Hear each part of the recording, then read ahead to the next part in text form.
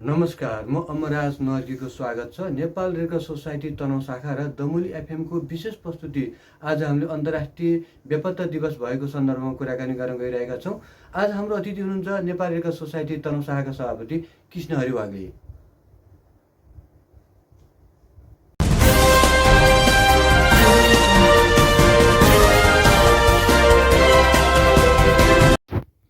अन्तर्राष्ट्रिय बेपत्ता दिवस अगस्त 30 को उपलक्ष्यमा नेपाल रेड क्रस सोसाइटी तनहुँका सभापति कृष्णहरि वाग्लेसँग हामीले विशेष संवाद गर्न गइरहेका छौँ। दमुली एफएम 54.2 को मेगाहर्जमा हामीले स्टुडियोमा निम्ता गरेका छौँ। कृष्णहरि वाग्ले सर, तपाईँलाई हार्दिक स्वागत छ सर। धन्यवाद। आराम हुन्छ सर? आराम छ। विशेष सुरुमा सर रेड क्रसका मुख्य काम र यो अन्तर्राष्ट्रिय बेपत्ताको सन्दर्भमा अलिकति जानकारी दिनुहोस् न sir. Nepal red cross society हजुर, मानवीय सेवामा समर्पित एउटा अन्तर्राष्ट्रिय प्रकृतिको मानवीय संस्था हो। यसले काम गर्ने क्षेत्रको सन्दर्भमा कुराकानीले 4वटा कार्यक्षेत्रमा यसले काम गर्छ। एउटा सङ्गठन विकास पहिलो, दोस्रो विपद व्यवस्थापन, तेस्रो सामुदायिक स्वास्थ्य सामुदायिक हेरचाह र अर्को रेड क्रसका सिद्धान्तको प्रचार प्रसार र अन्तर्राष्ट्रिय मानवीय मूल्यको प्रवर्तन। यी 4वटा क्षेत्रमा यसले काम गर्छ।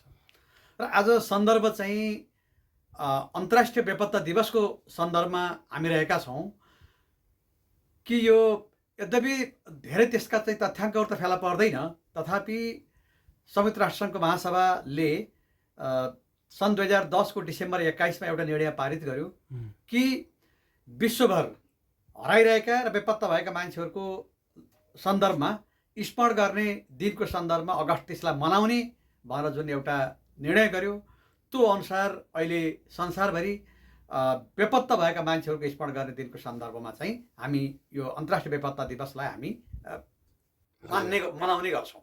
सर, यो खास गरी यो दिवस चाहिँ किन मनाइयो, कसरी सुरुवात भएको हो सर? यो नेपाल रेड क्रस सोसाइटी लगायत जुन विश्वमा रहेका रेड क्रस अभियानले जुन सञ्चालन गर्यो, यो चाहिँ यसको सुरुवात नै चाहिँ द्वन्द्वबाट यो सुरुवात भएको थियो। द्वन्द्वबाट सुरुवात भइसके पछाडि जब मान्छेहरू चाहिँ द्वन्द्वको खाले काडबाट चाहिँ विपदमा पर्छ, त्यो बेलामा चाहिँ मान्छेहरू हराउने खाले प्रयत्नहरू चाहिँ हराउने खाले सम्भावनाहरू बढिरहन्छन्। त्यही काडबाट पनि ती हराएका मान्छेहरूको स्मृतिमा सम्झनामा चाहिँ यो मनाउने भन्ने विषय चाहिँ यो मनाउन सुरुवात गरियो। यद्यपि रेड क्रस अभियानको एउटा मुख्य उद्देश्य के छ भने हराएका मान्छेहरूको खोजबिन गर्ने भनेर नेपाल रेड क्रस सोसाइटीको विधानले पनि उल्लेख गरेको छ। र मान्छे हराउने कुराको सन्दर्भमा एउटा शान्तिकालीन समयमा बाढी पहिरो जस्ता खाले कारणले पनि मान्छेहरू चाहिँ एक ठाउँबाट अर्को ठाउँमा हराउन सक्छ भने दुईटा देशको विवादको खाले कारणले एउटा देश अर्को देशमा गाभिन पुग्दाको अवस्थामा पनि मान्छेहरू हराउन पुग्दछन्। तर अहिले यो हामी जुन अन्तर्राष्ट्रिय बेपत्ता दिवस अगस्त 30 सन्दर्भमा कुराकानी गरिरहेका छौँ, नेपालको सन्दर्भमा विगतको जुन द्वन्द्वकालीन जो अवस्था थियो त्यो अवस्थाको बारेमा अहिले बढी हामी चर्चा गर्न गइरहेका छौँ। त्यसो भयो सर, यो पहिला 2007 सालदेखि विभिन्न आन्दोलन भए होइन, 46 सालमा पनि त आन्दोलन भयो, त्यतिखेरको बेपत्तालाई चाहिँ यसो समावेश नगरिने हो कि के हो सर? यसको कुरा के छ भने एउटा त चाहिँ नेपालमा नेपाल रेड क्रस सोसाइटीको स्थापना नै तपाईँको 20 साल भदौ 19 गते हजुर, सुरुवात नै त्यसरी भयो। र अनि अर्को त्यो देशको जुन द्वन्द्वात्मक जुन एउटा परिदृश्य छ, त्यो परिदृश्यलाई चाहिँ वास्तवमा समर्थित गराउनको निमित्त चाहिँ त्यो देशको सरकारले यो चाहिँ यो आन्तरिक युद्ध हो वा सशस्त्र युद्ध हो भनेर चाहिँ एउटा परिभाषित गर्न पर्यो। परिभाषित गरिसके पछाडि यो द्वन्द्वकालीन समयमा वास्तवमा क्रियाशील संस्था चाहिँ रेड क्रसका अभियानका जुन 3टा अङ्ग छन्, 3टा अङ्गमध्ये रेड क्रसको अन्तर्राष्ट्रिय समिति आइसिआरसी हो। आइसिआरसीले जब नेपालमा चाहिँ यो सरकारले चाहिँ यो आन्तरिक युद्ध हो भनेर चाहिँ नि भनिसके पछाडि त्यसको मिसन नेपालमा पनि रह्यो र त्यस पछाडि चाहिँ तपाईँको 52 साल फागुन 1 गतेदेखि 63 साल मुक्सिर 5 गते जुन बृहत शान्ति सम्झौता भयो, त्यो अवधिसम्ममा चाहिँ द्वन्द्व खाले काडबाट हराइरहेका मान्छेहरूको सन्दर्भमा यसले खोजबिन गर्ने खाले कुरा चाहिँ गर्यो र त्यसलाई अभिलेखीकरण गर्यो। अभिलेखीकरण गरिसके पछाडि अहिले वास्तवमा ती मान्छेहरूको सन्दर्भमा ती परिवारलाई भेटघाट गर्ने र वास्तवमा तपाईँहरूसँग हामी साथमा छौँ है भनेर चाहिँ उहाँहरूलाई चाहिँ एउटा मानवीय संविधानको विषयमा चाहिँ कुराकानी उठाउने र वास्तवमा उहाँहरूलाई सपोर्ट गर्ने सन्दर्भमा चाहिँ यो चाहिँ अभियान क्रियाशील छ। सर यो अन्तर्राष्ट्रिय मापदण्ड अनुसार चाहिँ कस्तो अवस्थामा चाहिँ बेपत्ताको सूचीमा राख्ने गरिएको छ? यो चाहिँ के छ भने तपाईँको बेपत्ताको सूचीमा चाहिँ कस्तो छ भने मान्छे चाहिँ एउटा हराएको पनि मात्रै पनि हुनसक्छ र मान्छे मृत अवस्थामा रहेर के अरे उसले चाहिँ के अरे मरेको अवस्था परिवारलाई चाहिँ कुनै कारणबाट जानकारी भयो तर उसले मेरो परिवार कहाँ कसरी चाहिँ यो अवस्थामा रह्यो त, चिहान अवशेषका बारेमा के कस्तो छ त, कुन अवस्थामा त उसले जानकारी जुन प्राप्त गर्न खोज्छ त्यो बेलासम्म चाहिँ तपाईँको यो चाहिँ बेपत्ताको सूचीमा यो रहन्छ र ती व्यक्तिहरूको अवस्था जानकारी गराउन बेलासम्म चाहिँ यो चाहिँ रहि नै रहन्छ। त्यसो न सास न लासको अवस्था पनि एक हिसाबले बेपत्ता भन्दा पनि हुन्छ सर?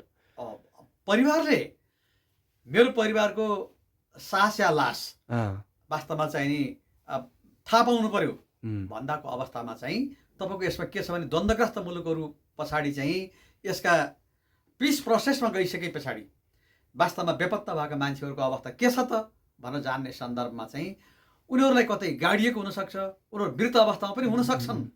त्यो बेलामा चाहिँ चिहान यो चाहिँ फरेन्सिक साइन्स विधि विज्ञान प्रयोगशालाबाट ती व्यक्तिहरूको चाहिँ यकिन गर्ने बेलासम्म चाहिँ नि तपाईँको यकिन हुँदाको अवस्थामा चाहिँ यो रहन सक्छ। यो चाहिँ लामो समयसम्म पछि पनि उत्खनन हुने अवस्था रहन सक्छ। सर यो खास गरी यो बेपत्ताको सन्दर्भमा कुरा गरिरहँदाखेरि खास गरी तपाईँ अनुभव पनि छ, हामीले 52 सालको यो दण्डकालीन अवस्थाको पनि हामी भुक्तभोगी पनि हौँ।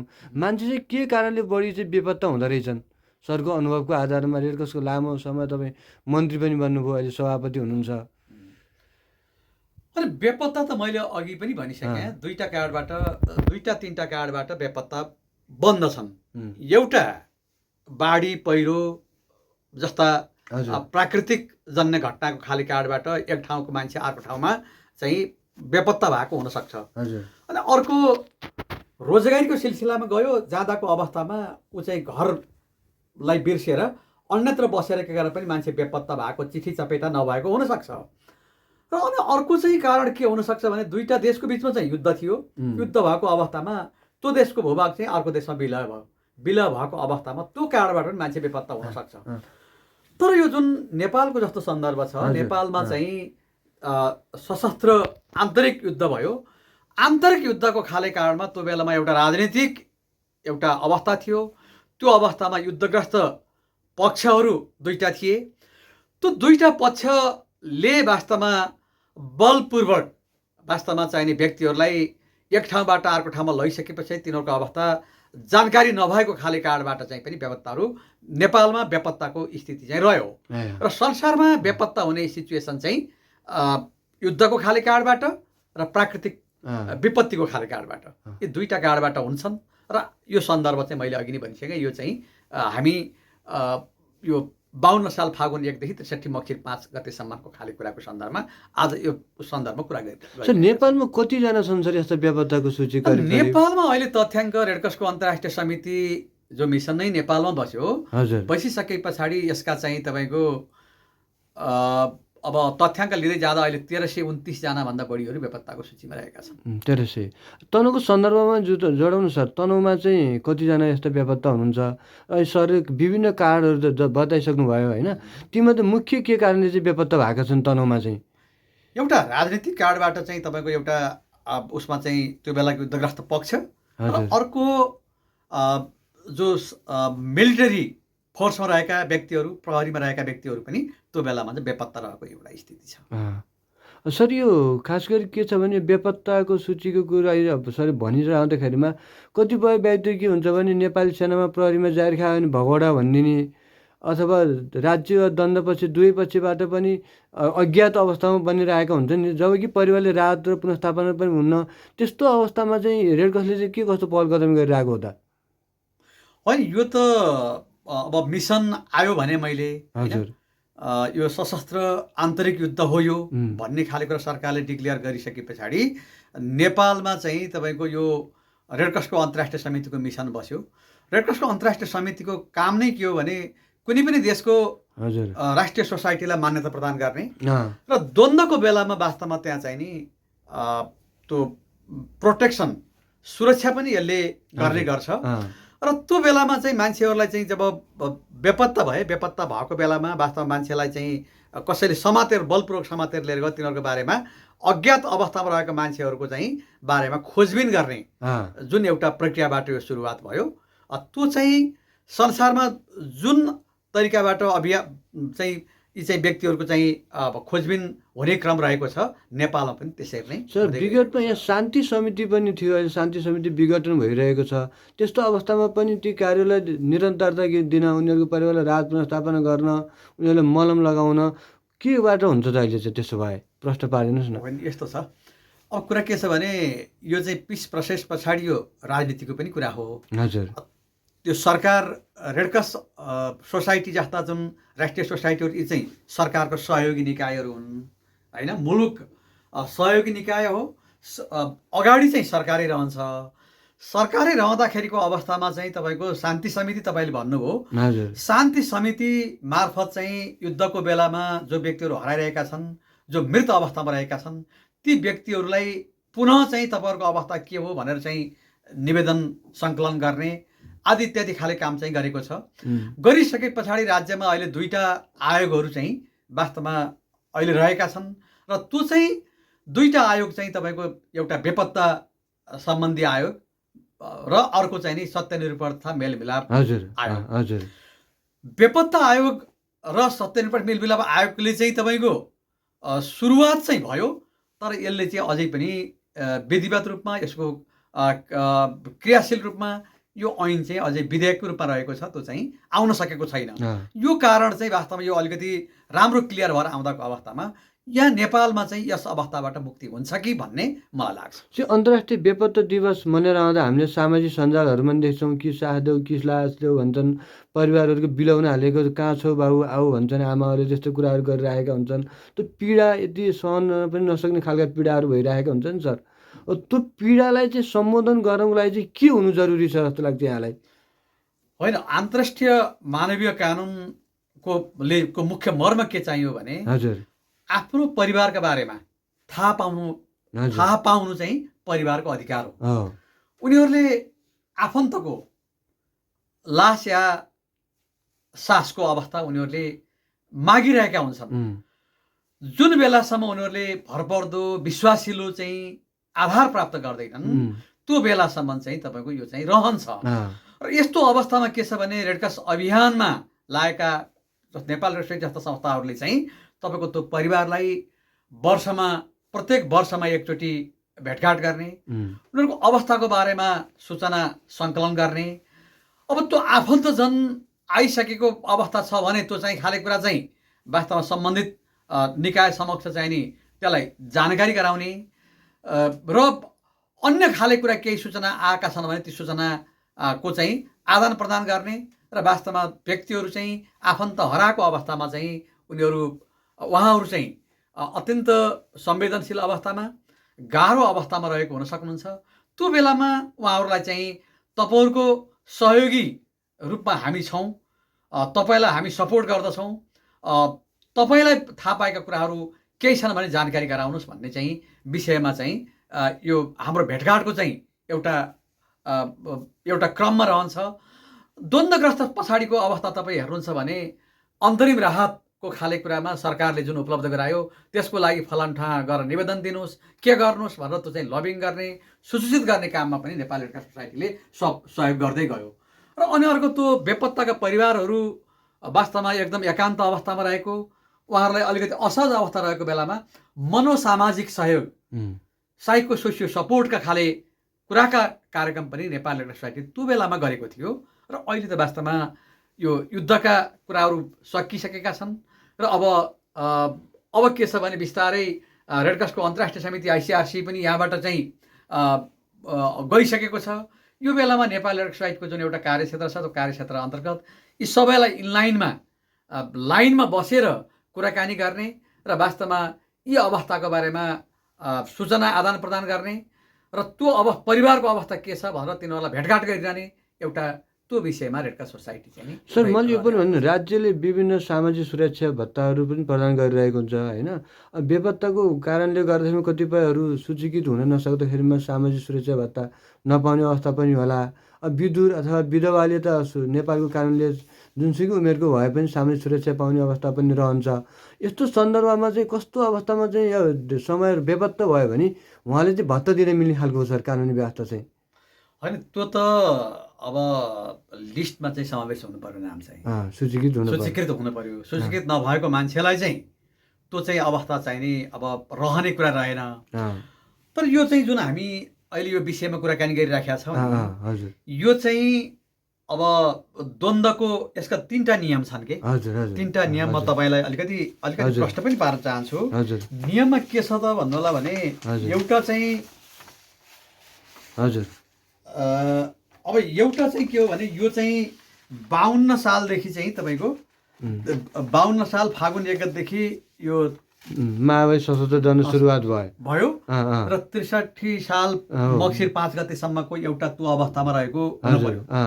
अनि अर्को चाहिँ अब बेपत्ता भएको सम्बन्धमा परिवारले दिएको परिस्थिति जुन छ नि, हजुर, परिस्थितिको विवरणले आरोपित पक्ष को थाहा हुन नसके तापनि द्वन्द्व पीडित गतिविधिमा सम्बन्ध जोड्ने सङ्केत दिने खालको हुनुपर्छ। त्यो चाहिँ तपाईँको जो अभिलेखित कारण खुल्नु पर्यो, त्यो चाहिँ कारण खुल्नु पर्यो। अनि अर्को, परिवारले बेपत्ता व्यक्तिको अवस्थाको बारेमा जानकारी प्राप्त गर्ने प्रयास चाहिँ गरुन्जेल, जहिलेसम्म कारण के हो त मेरो चाहिँ आफन्तको भनेर प्रयास जारी गरुन्जेल, त्यस्ता व्यक्तिको मृत्युको निश्चित प्रमाण प्राप्त नगरुन्जेल र चाहिँ नि परिवारले त्यस्ता व्यक्तिको अवशेषका सम्बन्धमा चाहिँ थप जानकारीको खोजी गरुन्जेल त्यस्ता व्यक्तिलाई बेपत्ताको सूचीमा यथावत राखिन्छ।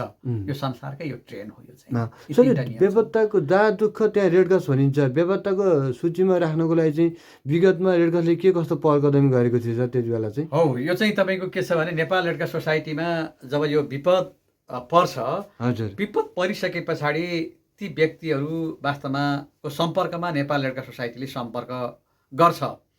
सम्पर्क गर्दाखेरिको अवस्थामा चाहिँ तपाईँको एउटा परिवारको अवस्थाबाट मेरो परिवारलाई वास्तवमा त्यो सूचीमा राखिनु पर्यो भनेर क्या तपाईँको यो अनुरोध फारम छ एउटा। त्यो अनुरोध फारममा चाहिँ तपाईँको एउटा निवेदन को रूपमा चाहिँ एउटा फारम चाहिँ सङ्कलन हुन्छ। त्यो निवेदन पछाडि चाहिँ वास्तवमा त्यसलाई चाहिँ नि छानबिन गर्ने खाले कुरा हुन्छ। यो अघि मैले जुन भने ती चाहिँ नियमभित्र पर्यो के गर्यो भने चाहिँ त्यो बेलाको खालेकोमा रहने भयो। र बाँकी अरू चाहिँ अवस्था मैले यो प्राकृतिसँग सम्बन्धित रहेको छ।